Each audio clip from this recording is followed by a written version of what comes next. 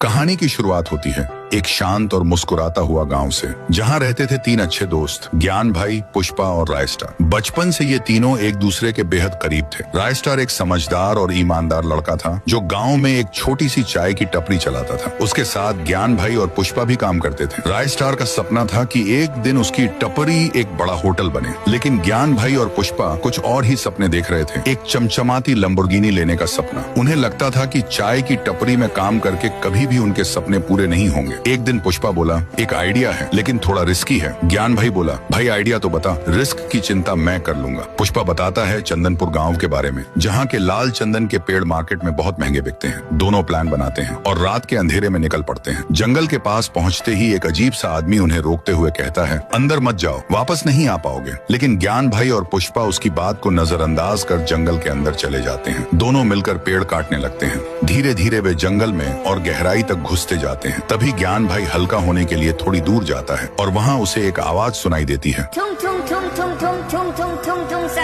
ज्ञान भाई डर जाता है। अचानक एक डरावना आदमी उसके सामने आ जाता है, लंबा लकड़ा। उसकी आंखों में गुस्सा भरा होता है। लंबा लकड़ा कहता है, तुम लोगों ने मेरे पेड़ काटे, अब तुम्हारा भी यही अंजाम होगा। और वो वहीं ज्ञान भाई को मार देता है। पुष्पा जब उसे ढूंढने आता है तो ज्ञान की लाश देखकर घबरा जाता है। वो भागने लगता है, लेकिन तभी उसके पीछे भी लंबा लकड़ा आ जाता है। पुष्पा भी बच नहीं पाता। अगले दिन सुबह रायस्टार अकेला दुकान पर होता है। तभी एक पुलिस जीप आकर रुकती है। पुलिस वाला कहता है, चंदनपुर के पास 2 लाशें मिली हैं, क्या ये तुम्हारे दोस्त थे? रायस्टार सदमे में चला जाता है। जब वह चंदनपुर पहुंचता है और अपने दोस्तों की लाश देखता है तो टूट जाता है। तभी उसे वही अजीब आदमी मिलता है जिसने रात में ज्ञान और पुष्पा को रोका था। वो आदमी कहता है, मैंने मना किया था, मत जाओ, लंबा लकड़ा मार डालेगा, लेकिन उन्होंने मेरी बात नहीं मानी। रायस्टार समझ जाता है जंगल में कुछ है, कुछ बहुत खतरनाक। उस रात के 2 बजे रायस्टार अकेला उसी जंगल में जाता है। वहीं पेड़ के नीचे बैठ जाता है, शांत। तभी वही आवाज आती है, ठुंग ठुंग ठुंग ठुंग ठुंग ठुंग ठुंग ठुंग ठुंग सहूर। और सामने आता है लंबा लकड़ा। रायस्टार गुस्से में बोलता है, तो तूने ही मेरे दोस्तों को मारा ना? लंबा लकड़ा कहता है, अब तू भी जा अपने दोस्तों के पास। फिर शुरू होती है